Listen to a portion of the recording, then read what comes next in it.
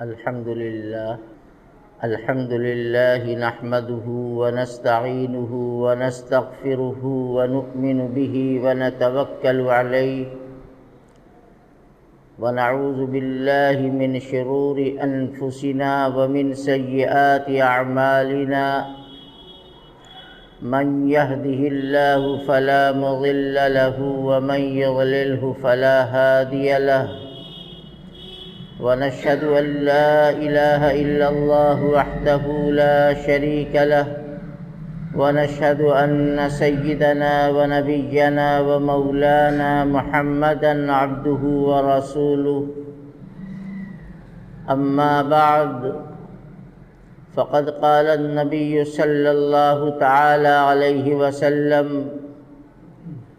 من أكل طيباً وعمل في سنة وأمن الناس بوائقه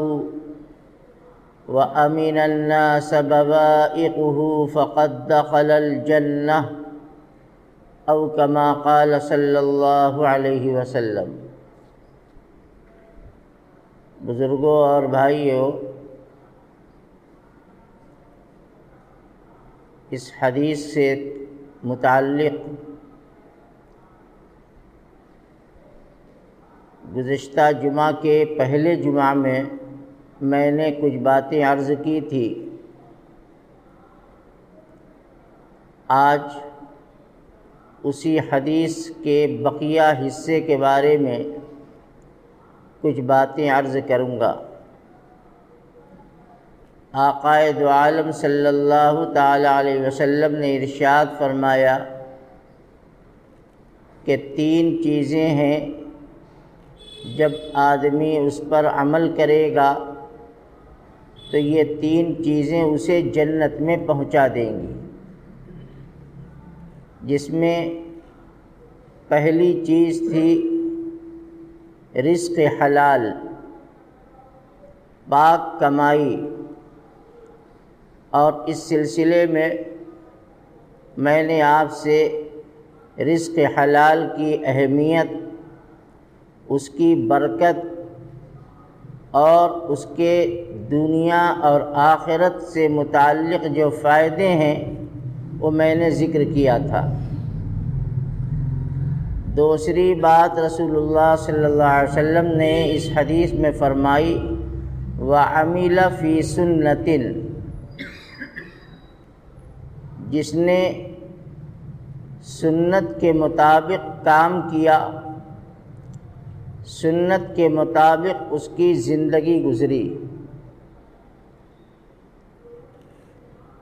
سنت کسے کہتے ہیں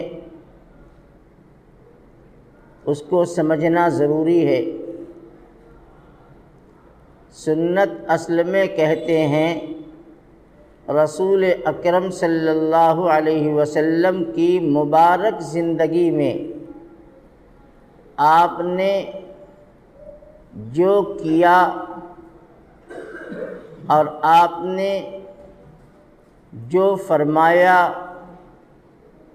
آپ کی 24 گھنٹے کی زندگی جس طریقے پر گزری ہے، اس طریقے پر اپنی زندگی گزارنے کو کہتے ہیں سنت پر عمل کرنا۔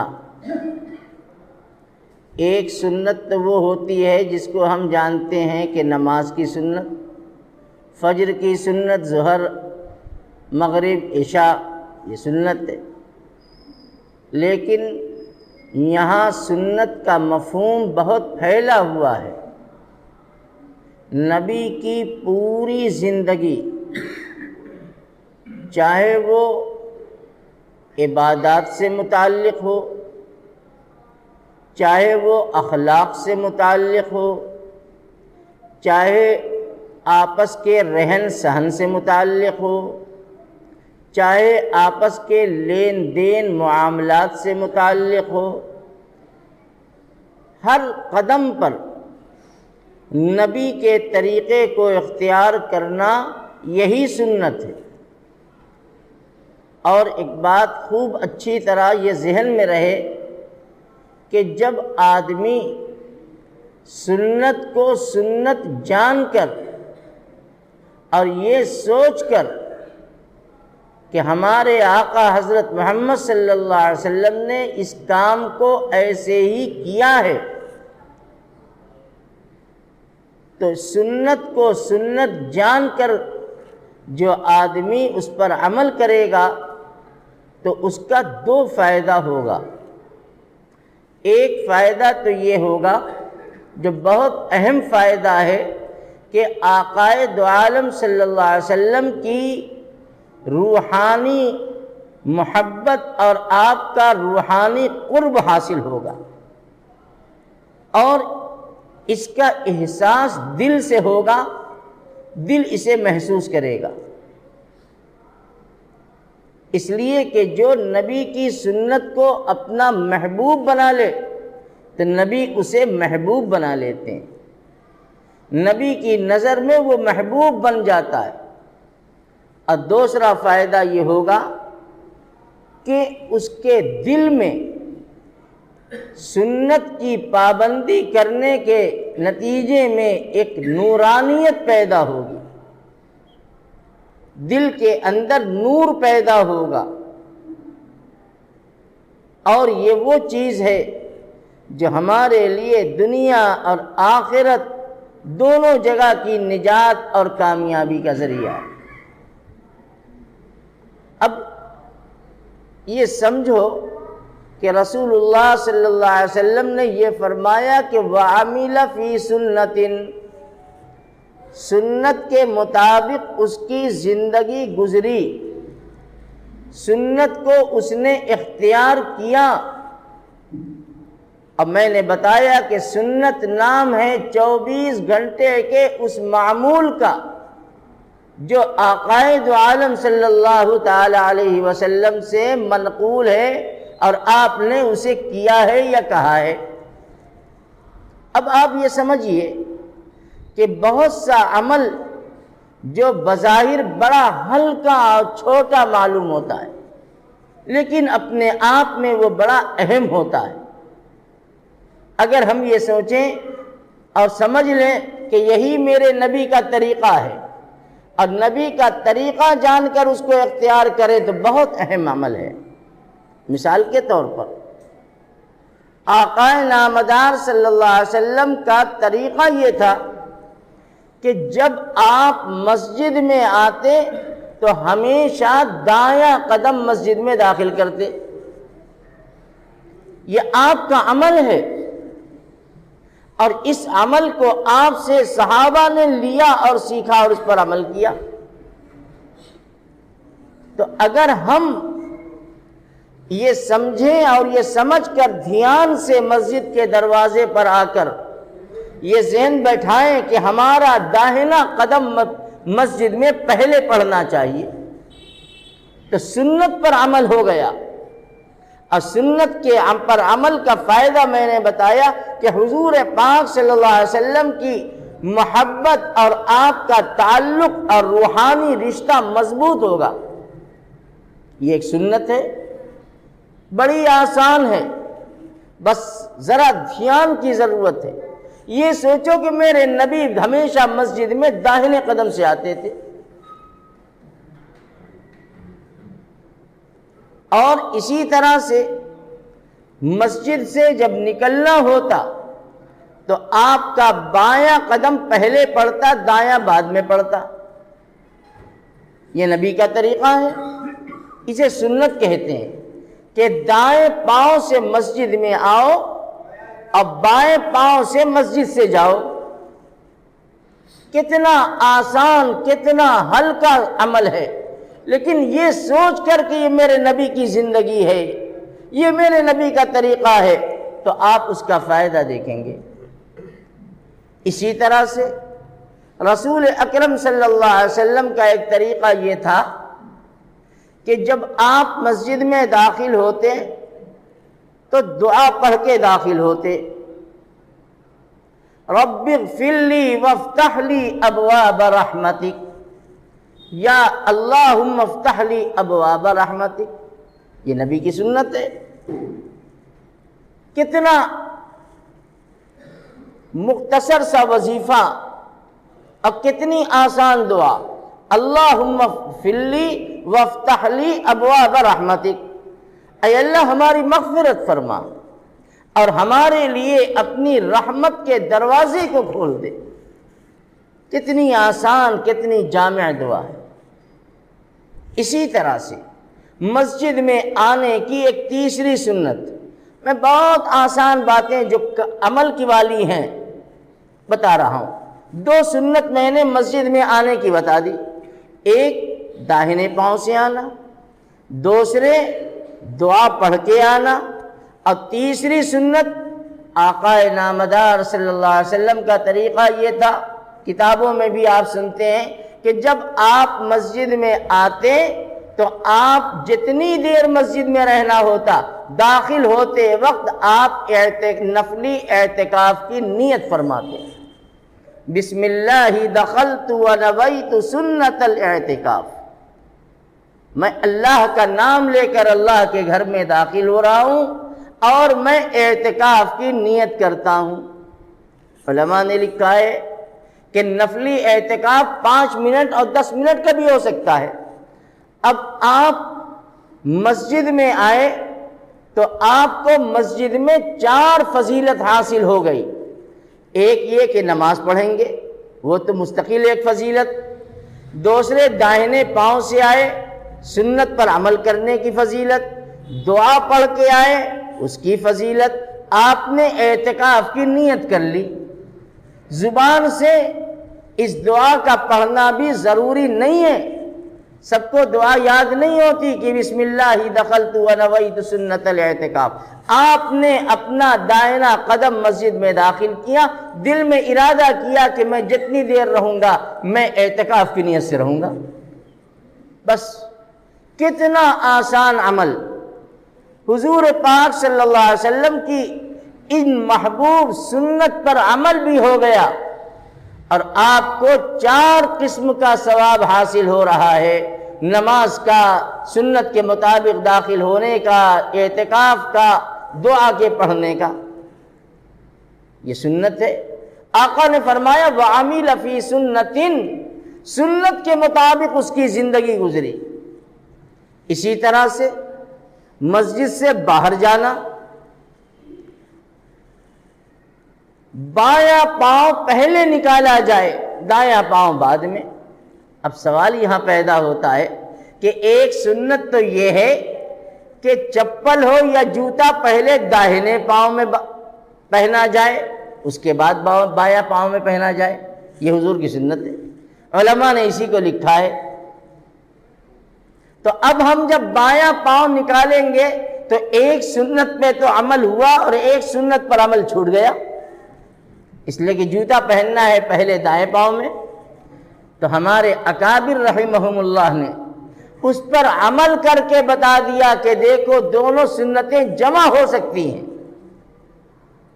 آپ بائیں پاؤں کو پہلے مسجد سے باہر نکالیں اور چپل یا جوتے کے اوپر قدم رکھ دیں، پھر جب دائنا پاؤں نکالے تو پہلے داخل کر دیں چپل میں، پھر بایاں پاؤں داخل کر دیں، دونوں سنتوں پہ عمل ہو گیا۔ کتنا آسان، کتنا ہلکا پھلکا، لیکن ثواب اور فضیلت کے اعتبار سے کتنا بڑھا ہوا۔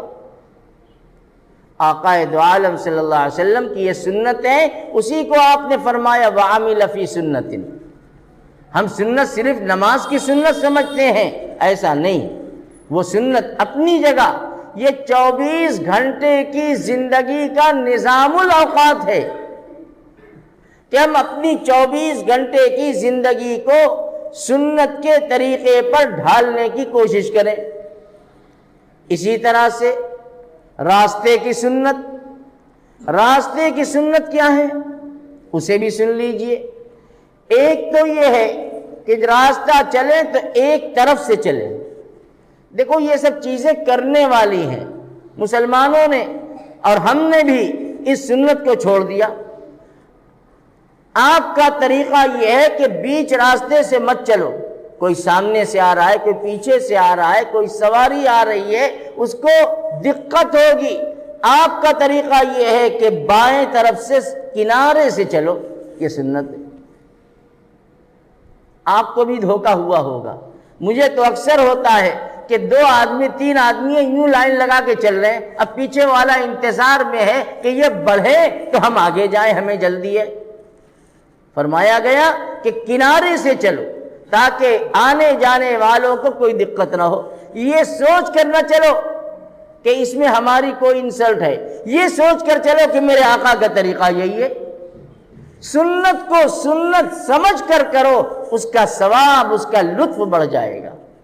مسلمانوں نے نبی کی زندگی اور نبی کے اسوے اور طریقے کو چھوڑا ہے، تو راستے میں چلنے کا ایک مسنون طریقہ یہ ہے کہ کنارے سے چلو، اور دوسرا طریقہ یہ ہے کہ راستے کے اندر اگر کوئی تکلیف والی چیز ہے اور آپ کی اس پر نظر پڑ گئی تو اگر ہاتھ سے اٹھانے لائق ہے تو ہاتھ سے، اور اگر پاؤں سے ہٹانے لائق ہے تو پاؤں سے اسے کنارے کر دیجئے۔ بہت افسوس ہوتا ہے اس وقت جب راستہ گزرتے ہوئے کھانے اور روٹی پہ نظر پڑتی ہے۔ لوگ کتنے ناشکرے ہیں کہ کھانا کھاتے ہیں اور روٹی کا ٹکڑا یا آدھی اور پوری روٹی راستے میں پڑی ہوئی ہے۔ یہ اللہ کے رزق اور اس کی نعمت کی ناشکری ہے، چاہے ہم کریں یا کوئی کرے۔ اگر آپ کو نہیں بھی کھانا ہے یا آپ کے کھانے لائق نہیں ہے تو اسے اٹھا کر احترام کے ساتھ کہیں کنارے یا اونچی چیز پہ رکھ دو تاکہ کوئی جانور آئے تو اسے کھا لے۔ بیچ راستے میں پڑا ہوا ہے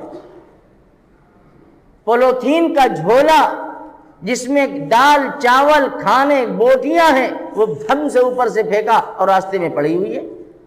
اب کوئی پھسلے گا، کوئی گرے گا، کتنوں کے پاؤں پڑیں گے، جانور آ کر اس پر گندگی اور پیشاب کرے گا۔ اللہ کے نعمت کی ناشکری،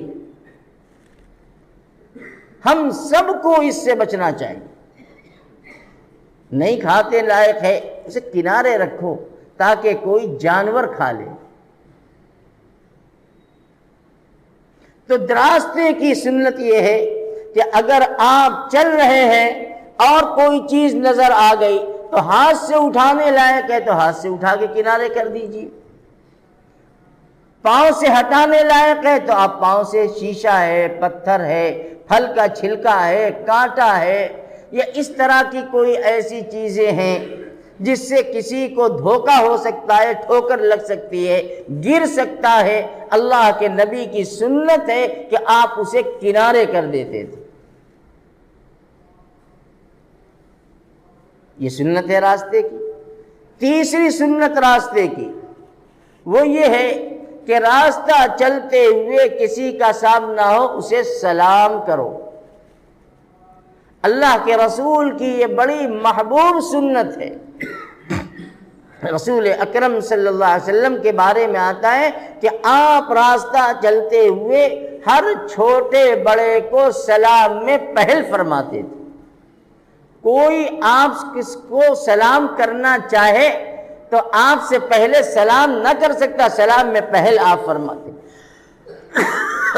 یہ آپ کی سنت، یہ نہیں کہ چھوٹا ہے کہ بڑا ہے، آقا تو سب سے بڑے ہیں، آقا سے بڑا کون ہو سکتا ہے، لیکن آپ اپنے صحابہ کو راستے میں سلام کر رہے ہیں۔ یہ بہت عظیم سنت ہے۔ اللہ کے نبی صلی اللہ علیہ وسلم نے ارشاد فرمایا کہ سلام کو پھیلاؤ، سلام کو عام کرو۔ سلام کرنے اور سلام کا جواب دینے سے دل میں محبت پیدا ہوتی ہے اور دل کے اندر کا غصہ کم ہو جاتا ہے، حسد، کینہ، جلن کم ہو جاتی ہے۔ آپ سلام کرتے رہیے، آپ کو اس سے کوئی بحث نہیں ہے کہ اس نے ہمارے سلام کا جواب دیا کہ نہیں دیا، کیسے دیا، خوشی سے دیا کہ ناراض ہو کے دیا، ہمیں اس سے کوئی مطلب نہیں۔ ہم نے اپنے نبی کی ایک سنت کو سنت جان کر اس پر عمل کیا کہ میرے آقا علیہ الصلوۃ والسلام کی یہ سنت اور آپ کا یہ طریقہ رہا ہے کہ آپ راستے میں چلتے تھے تو اس طریقے سے، یہاں تک کہ روایت میں آتا ہے کہ بچوں کو بھی سلام کرتے تھے۔ بچے راستے میں ٹہل رہے ہیں، کھیل رہے ہیں آپ علیہ الصلوۃ والسلام انہیں بھی سلام کرتے تھے۔ یہی اسلام کی وہ خوبیاں ہیں اور یہی اسلام کی وہ مقدس اور اعلیٰ تعلیمات ہیں جس نے دنیا کے تمام باطل فرقوں کو اپنے منصوبے میں ناکام کر دیا۔ ان کی ساری شرارتیں، ان کی ساری خباثتیں، ان کی ساری عداوتیں، وہ سب اسلام کے اس بلند اخلاق کے آگے ناکام ہو گئے۔ ان کے ہتھیار فیل ہو گئے۔ آقا نامدار صلی اللہ علیہ وسلم نے ایسی مبارک زندگی کا نمونہ ان کے سامنے پیش کیا۔ اللہ کے نبی یہی فرماتا ہے وَعَمِلَ فِي سُنَّةٍ، سنت کے مطابق عمل کیا۔ اور آگے بڑھیے، سنت کا تعلق صرف مسجد سے نہیں ہے کہ مسجد میں آئے تو خوب سنتیں ہو رہی ہیں، مسجد کے باہر گئے تو بالکل آزاد ہو گئے۔ رسول اکرم صلی اللہ علیہ وسلم کی ایک مبارک سنت یہ بھی تھی کہ جب آپ اپنے گھر میں جاتے تو داخل ہونے سے پہلے سلام کرتے، چاہے آپ کی بیویاں ہی کیوں نہ ہوں، ان کو سلام کرتے۔ آج ہم اپنے گھر کے بچے اور بیویوں کو سلام کرنے میں شرم محسوس، انہیں جگاؤ بھائی، انہیں جگاؤ، سونے کے لیے نہیں ہے مسجد۔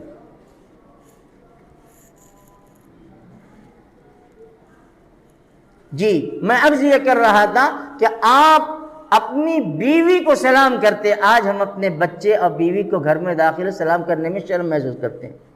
ہمیں شرم آتی ہے کہ ہم سلام کیسے کریں۔ سنت اور شرم یہ ایک جگہ جمع نہیں ہو سکتے۔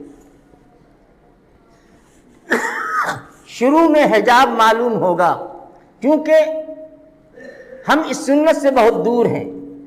شروع میں تھوڑا حجاب اور شرم کی کیفیت آئے گی، لیکن جب عادت بن جائے گی اور یہ سوچ کر آپ کریں کہ یہ میرے نبی کی سنت ہے، میں نے شروع میں کہا تھا سنت کو سنت جان کر کرو، کہ میرے نبی کی یہ سنت ہے کہ جب آپ گھر میں داخل ہوتے تو سلام کرتے۔ اگر آپ کے نواسے حسن حسین ہوتے، نواسیاں ہوتی، تو آپ ان کو سلام کرتے، یہ نہ دیکھتے کہ چھوٹا ہے کہ بڑا ہے۔ رسول اللہ صلی اللہ علیہ وسلم کی یہ سنت ہے۔ یہ سنت بھی ہم سے چھوٹی ہوئی ہے۔ ان سنتوں کو زندہ کرو اپنے گھروں کے اندر، اس پر عمل کرو، اس کے فائدے کو دیکھو گے۔ اسی طرح سے گھر سے نکلتے وقت سلام کر کے آپ نکلتے۔ حضور پاک صلی اللہ علیہ وسلم کی ایک سنت میں آپ کو اور بتاتا ہوں، بڑی آسان سنت ہے، دنیا کا بھی فائدہ ہے اور دین کا بھی فائدہ ہے۔ اللہ کے نبی مسواک کا اہتمام فرماتے۔ ہم یہ سمجھتے ہیں کہ مسواک کی سنت صرف وضو کے ساتھ ہے، وہ تو اپنی جگہ پر ہے۔ حضور پاک علیہ السلام کی ایک سنت یہ تھی کہ آپ 5 موقع پر مسواک فرمایا کرتے تھے، 5 موقع پر۔ جب آپ سونے لگتے تو سونے سے پہلے بھی مسواک، سو کر بیدار ہوتے پھر بھی مسواک، جب آپ کسی سے لمبی گفتگو کرتے اس کے بعد بھی آپ کا مسواک کا عمل تھا، اور جب آپ بہت دیر خاموش رہتے، جس کو کہتے ہیں عربی میں طول سکوت، بہت دیر خاموش رہتے اس کے بعد مسواک کرتے، اس لیے کہ سانس اور معدے کے آبخارے منہ میں آتے ہیں جس سے ایک بو پیدا ہوتی ہے۔ اللہ کا نبی بڑا نفیس آدمی، نفاست پسند تھے آپ، یہ آپ کے مزاج کے نفاست کی بات ہے کہ آپ اپنی ذات سے یہاں تک کہ اپنے منہ کی بو سے بھی کسی کو تکلیف نہیں پہنچانا چاہتے تھے، مسواک کا اہتمام کرتے تھے۔ اس لیے کہ مسواک کی یہ خصوصیت ہے کہ السواک مطہرۃ للفم مرضات للرب، مسواک یہ منہ کی صفائی کا بہترین ذریعہ اور اللہ کی خوشنودی کے حاصل کرنے کا بہترین ذریعہ۔ علماء نے لکھا ہے کہ جو لوگ مسواک کا اہتمام اور مسواک کی سنت کو اپنی زندگی میں داخل کیے ہوئے ہیں، وضو کے وقت اور دوسرے موقع پر، تو اخیر وقت میں مسواک کے اہتمام کی برکت یہ ہے کہ اخیر وقت میں ان کو کلمہ نصیب ہوگا اور ایمان پر ان کا خاتمہ ہوگا۔ کتنا بڑا فائدہ ہے، جبکہ مسواک 5 روپے کی معمولی سی چیز ہے۔ تو ان سنتوں کو کون اختیار کرے گا؟ ہم بڑی بڑی سنتوں کی بات کرتے ہیں، لیکن یہ روز مرہ کی آقا کی سنتیں ہیں۔ منہ کی صفائی، مسوڑے کی صفائی، منہ کے اندر کے خطرناک قسم کے جراثیم جو پیدا ہو جاتے ہیں، ان کے لیے بہترین طریقہ ہے مسواک کا اہتمام۔ آج دنیا حیران ہے اتنی ترقی کے باوجود کہ اس دور میں جبکہ نہ ڈاکٹری، نہ حکمت، نہ میڈیکل، نہ یہ سائنس، نہ ترقی، کچھ نہیں تھی، ایک سادی زندگی گزارنے کا ماحول 1450 سال پہلے اس شخص نے کیسی قیمتی بات بتائی ہے کہ آج جب ریسرچ ہو رہا ہے تو اس کے فوائد بیان کیے جا رہے ہیں۔ اب مسواک کی خاصیت، ان کے فائدوں کو آج بیان کیا جا رہا ہے۔ آپ یہ نہ سوچئے، ایک بات اور ذہن میں رکھیے، آپ مسواک اس لیے نہ کیجئے کہ آپ کا منہ صاف رہے گا، منہ کی بو دور ہوگی، دانتوں کی صفائی ہوگی، مسوڑے جراثیم سے محفوظ رہیں گے، یہ سوچ کر آپ مسواک نہ کیجئے۔ آپ مسواک تو یہ سوچ کر کیجئے کہ میرے نبی کی سنت ہے۔ وہ چیزیں تو بغیر سوچے اور بغیر نیت کے حاصل ہو جائیں گی۔ نبی کی سنت کو سنت جان کر اس پر عمل کرو، انشاءاللہ اس کا فائدہ محسوس ہوگا۔ تو ایک سنت یہ تھی کہ مسواک کا اہتمام۔ اب تو ہم وضو کے اندر بھی مسواک کا اہتمام چھوڑ چکے ہیں، ہم سے وضو میں بھی مسواک نہیں ہوتی، جبکہ رسول اکرم صلی اللہ علیہ وسلم فرماتے ہیں لولا ان اشق علی امتی لامرتهم بالسواک عند كل وضوء او کما قال علیہ الصلوۃ والسلام، کہ اگر مجھ کو یہ ڈر نہ ہوتا کہ یہ بات میری امت کے لیے بہت مشکل اور بھاری پڑ جائے گی، تو میں ہر وضو کے وقت ان کو مسواک کا حکم دے دیتا، یعنی مسواک کو واجب قرار دے دیتا۔ یہ آقا کا فرمان ہے، لیکن امت پر سہولت اور آسانی کی خاطر مسواک کو واجب تو نہیں کہا گیا، لیکن اس کی سنیت اور اس کی فضیلت سے کسی کو انکار نہیں ہو سکتا۔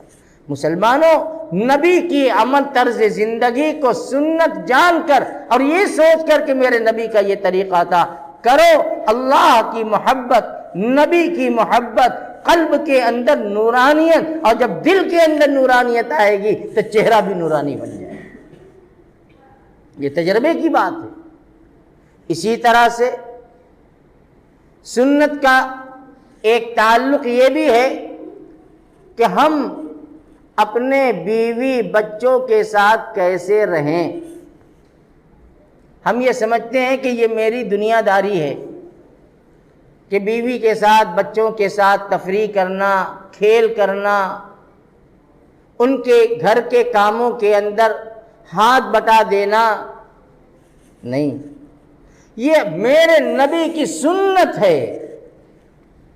حضور پاک صلی اللہ علیہ وسلم کے بارے میں آتا ہے کہ آپ کی زندگی یہ تھی کہ آپ اپنے حجرے میں جاتے تو گھر میں کوئی کام دیکھتے کہ ادھورا ہے، آپ وہ کام کرنے لگتے تھے، گھر کی صفائی کر رہے اور دوسرے کام میں لگ گئے، کپڑے میں پھٹن آ گئی، خود سی رہے، جوتے کا تسمہ ٹوٹ گیا، بیٹھے ہوئے جوتا بنا رہے۔